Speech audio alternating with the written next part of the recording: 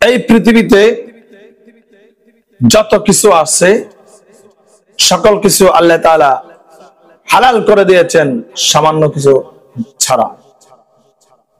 সব খানা খানা না, কিছু আছে পায়খানা। Everything in this world is হালাল। এই পৃথিবীতে যত কিছু আছে সকল কিছু আল্লাহ তাআলা হালাল করে দিয়েছেন, বাট কিন্তু সামান্য কিছু আল্লাহ তাআলা হারাম করে দিয়েছেন।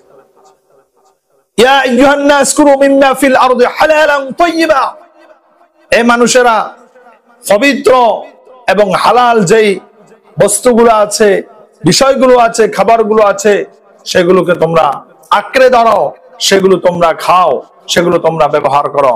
ওয়ালা তাত্তাবিউ খুতুওয়াতিশ শাইতান, তোমরা শয়তানের পথে চলবা না, শয়তানকে অনুসরণ করবা না।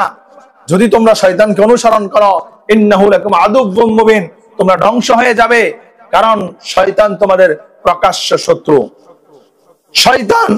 শয়তানকে দেখা যায় না, কিন্তু মানুষরূপী শয়তান যারা আছে তাদেরকে দেখা যায়। এজন্য আল্লাহ তাআলা যেগুলাকে হালাল করেছেন সেই হালাল বস্তুগুলাকে ধরতে হবে, আঁকড়ে নিতে হবে। যেগুলোকে আল্লাহ তাআলা হারাম করে দিয়েছেন সেই হারাম বস্তুগুলোর কাছে যাওয়া যাবে না। আল্লাহ তাআলা একটা সীমারেখা করে দিয়েছেন, তিলকা হুদুদুল্লাহি ফালা তা'তাদুহা ওয়া মান ইয়াতাআদ্দা হুদুদাল্লাহি ফাউলাইকা হুমুজ জালিমুন। আর যারা আল্লাহ তাআলার এই সীমারেখাকে অমান্য করবে, সীমারেখাটাকে অতিক্রম করে চলে যাবে, আল্লাহর হুকুম অমান্য করবে, আল্লাহর কথার বাইরে চলে যাবে, তাদেরকে আল্লাহ তাআলা জালেম হিসেবে স্বীকৃতি দিয়েছেন। আর ওই জালেমদেরকে আল্লাহ তাআলা কখনো ছেড়ে দিবেন না। দুনিয়াটাও বরবাদ, আখিরাতটা তাদের বরবাদ হয়ে যাবে। এজন্য জালেমের পথে চলা যাবে না, শয়তানকে অনুসরণ করা যাবে না। হালালটাকে হালাল মেনে চলতে হবে।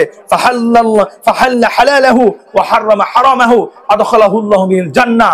যে ব্যক্তি হালালটাকে হালাল মেনে চলবে, হারামটাকে হারাম মেনে চলবে, ওই অনুসারে আমল করবে আর ভক্ষণ করবে, আল্লাহ তাআলা তাকে বিনা হিসাবে জান্নাতের মেহমান বানিয়ে দিবেন।